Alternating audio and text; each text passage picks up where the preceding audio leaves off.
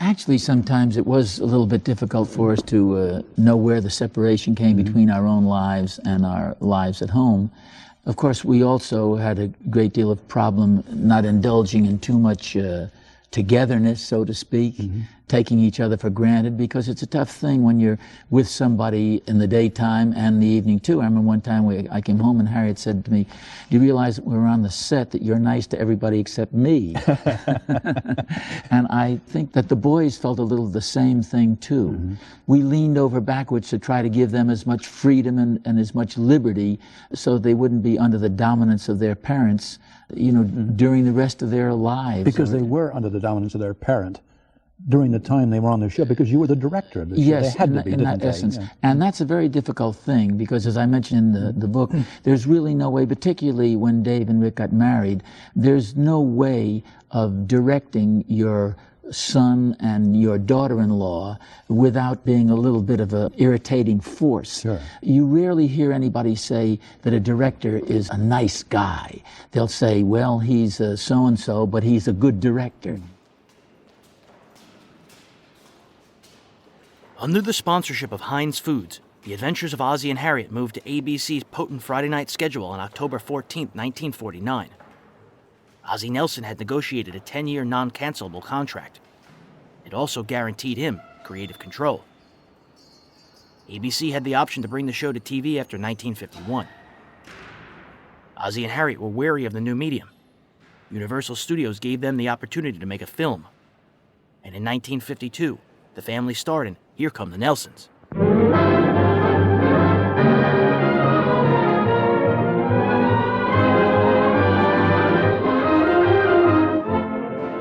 Say, don't I know you from somewhere? Good morning. Don't tell me you finally decided to get up. Make a simple statement right away, Dave gets belligerent. The word is belligerent. Big man owns a dictionary. You and millions of other radio fans have wanted to see the Nelsons in all their hilarious glory. And here they are, the most listened to, the most laughed at, best loved family in radio. The film was a hit, and everyone was convinced the Nelsons could all make the transition from radio's airwaves to TV's small screen. The Adventures of Ozzie and Harriet made its TV debut on Friday, October 3rd, 1952.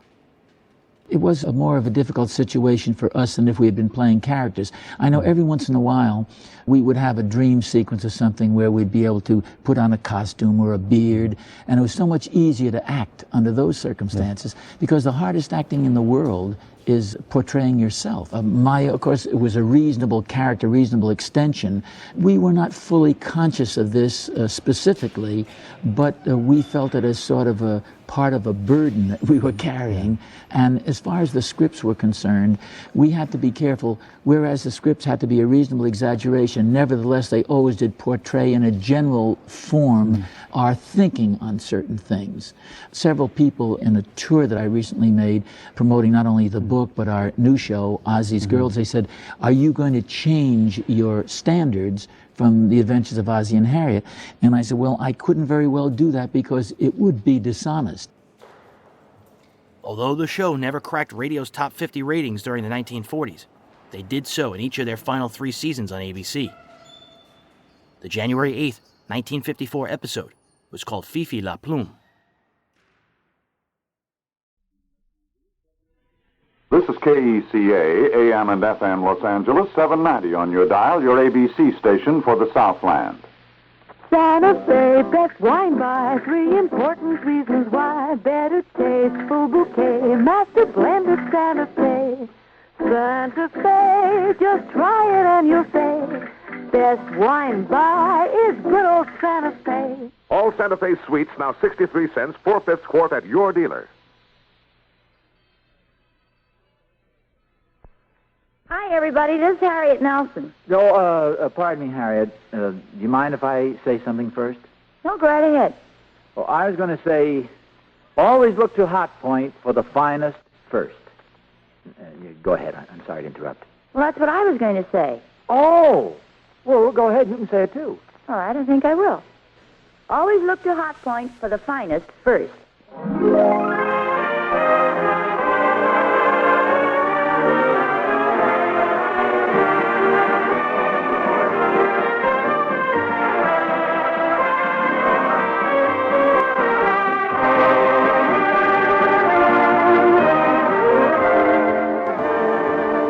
Hot Point Quality Appliances, pioneer and leader in all-electric kitchens and automatic home laundries, present America's favorite family comedy, The Adventures of Ozzie and Harriet, transcribed and starring the entire Nelson family, Ozzie, Harriet, David, and Ricky.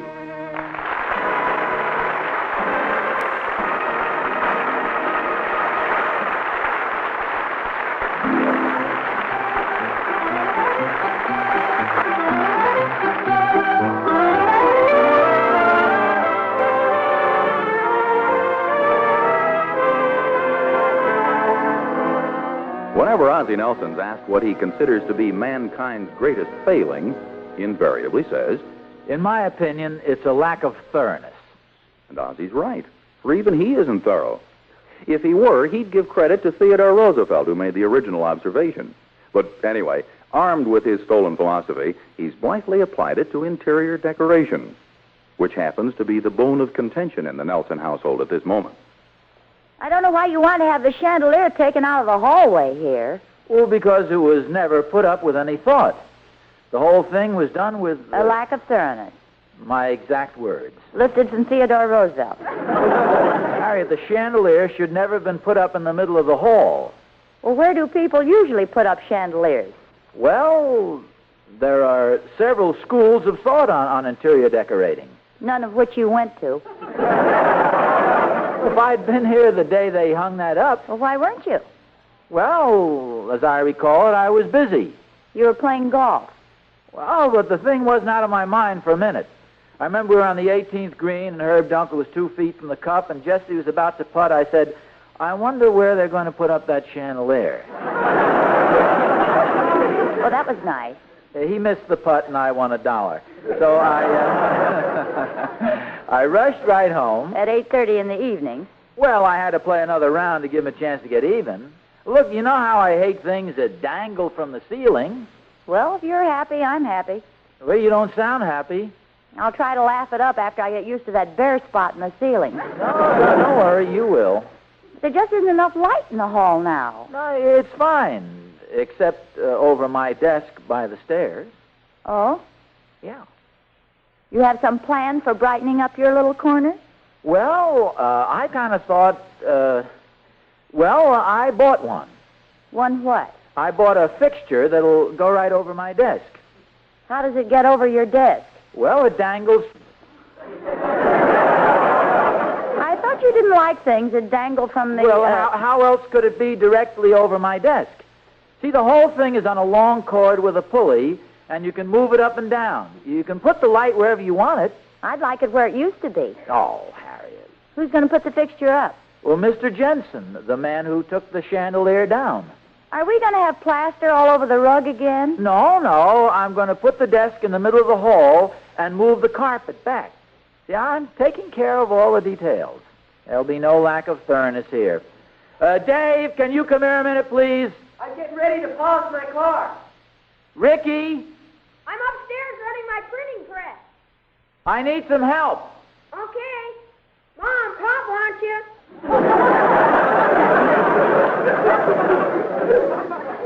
You take that end and I'll take this. Are you ready? Mm-hmm.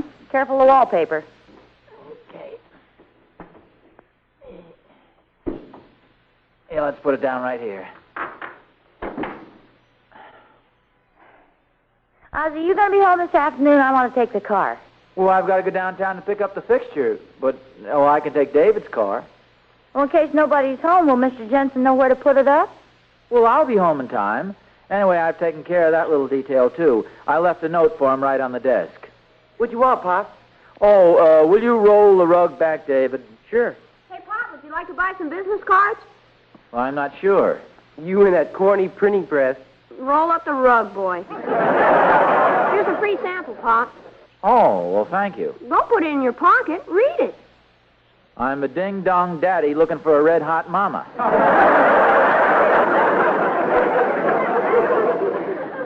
Oh, that's right up to the minute. Where'd you find that saying, Ricky? It was next to Pop's picture in his high school annual. Oh. The editor was sort of a wise guy.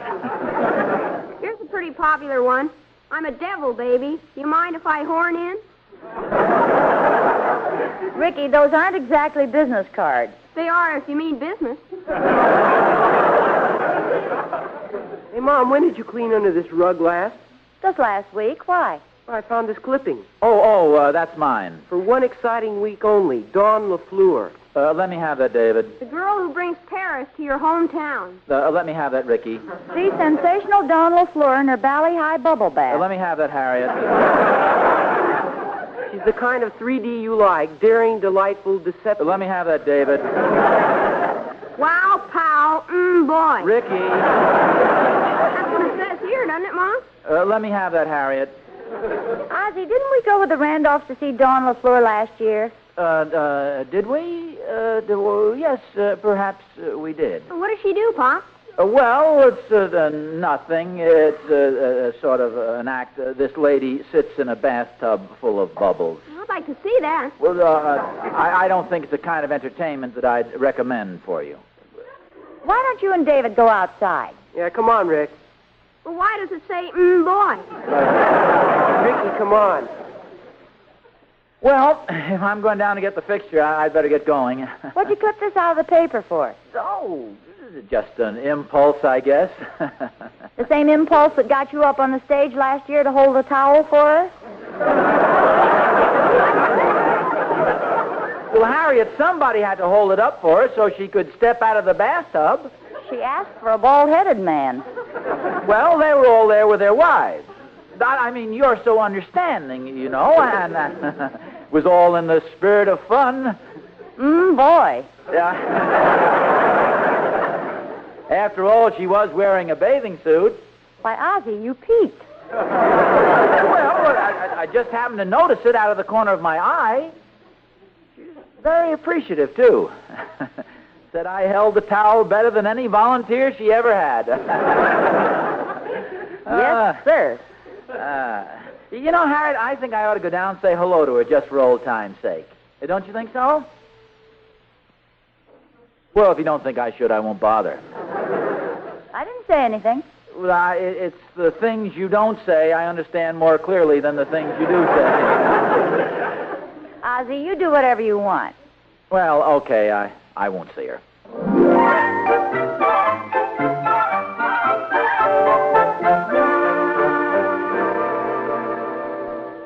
I still don't understand why a lady'd want to take a bath in the middle of a stage.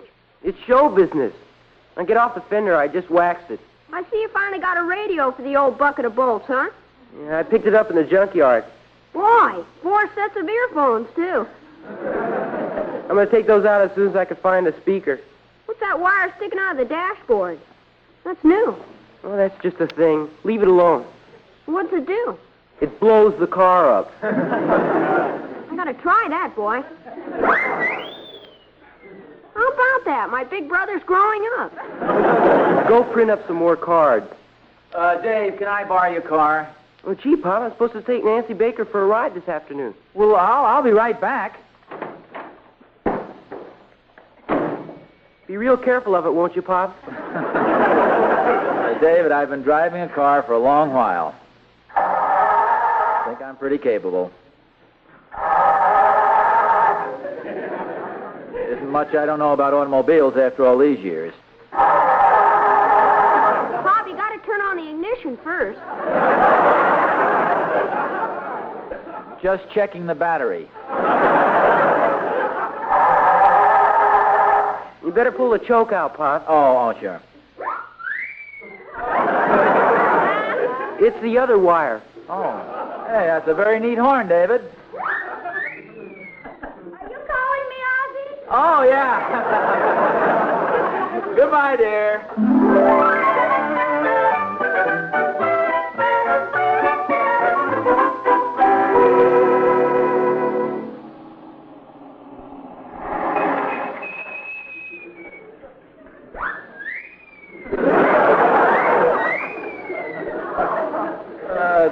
Can I help you? Oh, thank you for stopping, honey. My car is out of gas. Well, if I can be... Say, aren't you Dawn LaFleur? Uh-huh. Oh. I'll bet you remember me, don't you? Well, I'm afraid you have the advantage of me. Oh, well, last year when you were here, you told me I was the best towel holder you ever had. Oh, you're, Ozzie Nelson. Oh, of course. The one with the trembling hands. Oh, you do remember. Oh, sure, honey. How could I forget you? You were one of the few volunteers I ever had with hair. Oh. Well, hop in. I'll give you a lift downtown. This is a real nervous car you've got here, Dad. Oh, well, this is my son's. I was just driving along listening to the radio. Don't you want to take off the earphones? Oh. Yeah. Well, shall we go? Anytime. Oh, wait. I always get that confused with the choke. Isn't it silly to run out of gas? I told him to fill it up at the garage. Well, it just proves what I always say. Most of our troubles can be traced directly to a lack of thoroughness. Oh, you're so right. Oh, I'm not taking you out of your way, am I? No. I'm on my way down to the Emporium to pick up a light fixture for our hallway. Oh, well, I was going there, too. Oh, well, it's a small world, as they say, isn't it?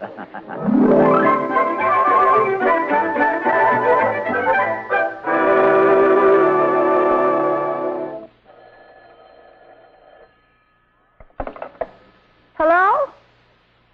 Oh, just a second. I'll call him. David? That for me, Mom? For David, do you know where he is? No, I'm printing up some cards. Hey, how many N's are there in Chicken Inspector? David! Yeah, Mom. Nancy Baker. Oh, thanks. Hi, Nancy. Mom, would you mind? Oh, sure. Hi, Nancy. What? Who's a skunk? I know I promised, but I couldn't. Who saw me where? With who in my car? But I've been here all morning. Honest, I have. Mom. What's the matter? Nancy must be crazy or something. She says Vivian O'Connell saw me having lunch in a drive-in with that bubble bath girl. Well, that's ridiculous. Your father has the car, and he...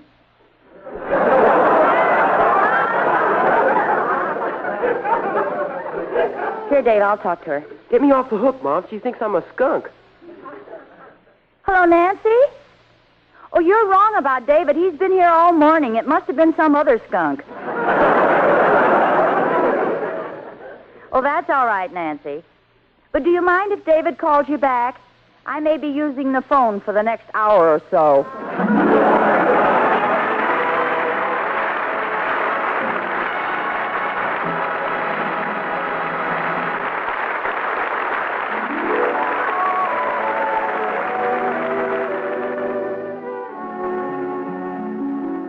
Ozzie and Harriet will be back in just a moment. The radio version of Ozzie and Harriet remained on the air until the end of this season.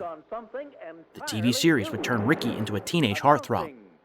It helped springboard his music career in 1957.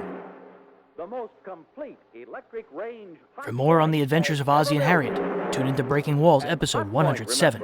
Has built more electric ranges and built them for more years.